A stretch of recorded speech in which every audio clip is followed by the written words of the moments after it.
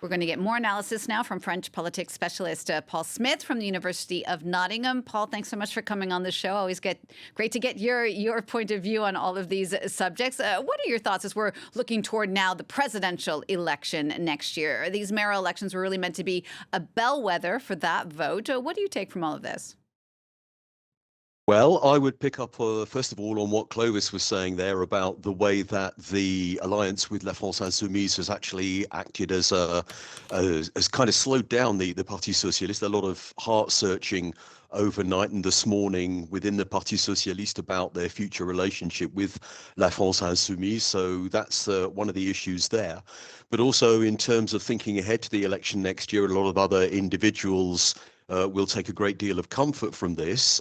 So Bruno Retailleau, leader of Les Républicains, not actually a candidate, but he was saying last night, he kind of saw the results for the mainstream right as being really the moment for him to fully launch his plans, his project for next year.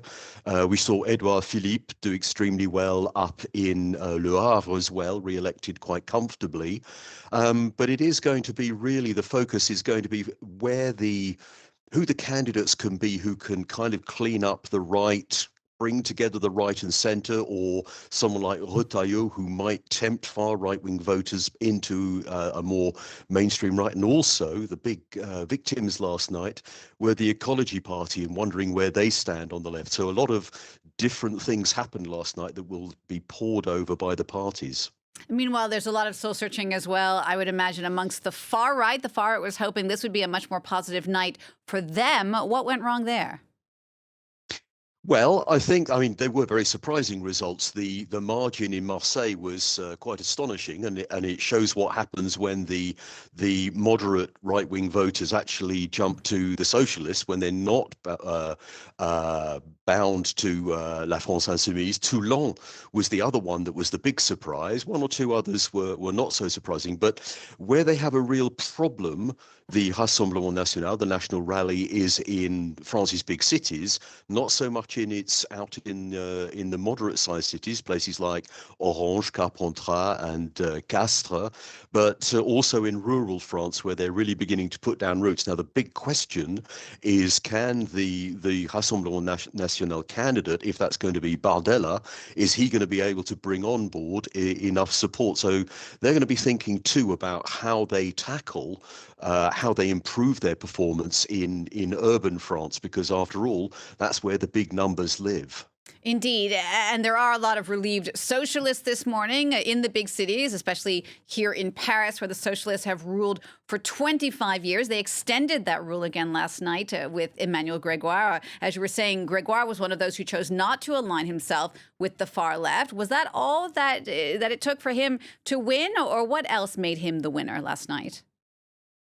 Well, I think, when we come down to it, we've got to think about the candidate, the opponent, Rachida Dati, who ran a really very poor campaign. Let's be honest. If you add all the pieces together, she should have been closer, if not winning. And I think there's a lot of thinking needs to go on there amongst les Républicains about who they pick as their candidate or candidates.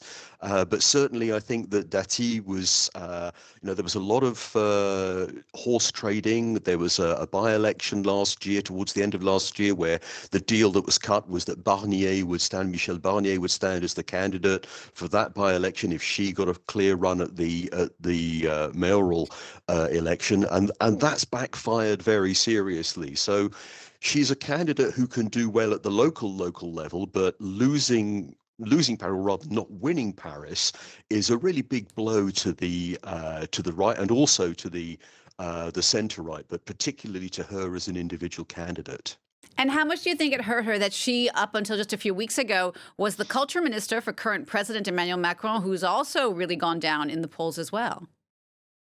Yes, I don't think that helped, but I think that there's an awful lot about personality when it comes to municipal elections, particularly in cities like Paris, Marseille, and Lyon. And we've seen a case in Lyon as well of a personality who didn't really campaign properly, Jean-Michel Aulas, and paid the price for that. And I think it's really to do with her personality. Yes, as culture minister, but above all, in the kind of campaign that she ran, which didn't really focus on the issues and basically said, let's not have 6 more years of the left. And people need more than that. But what's really interesting about Paris as well is if you add up La France Insoumise list, nearly 60% of Parisians voted for the left. That's unprecedented. So Paris is kind of almost like a left-wing outrider. So maybe Dati was on a hiding to nothing in any case. But certainly lots of very interesting results for us to pick over in the next few days. Absolutely, Paul. Thank you so much for sharing your expertise with us on that. That's Paul Smith from the University of Nottingham. Thank you.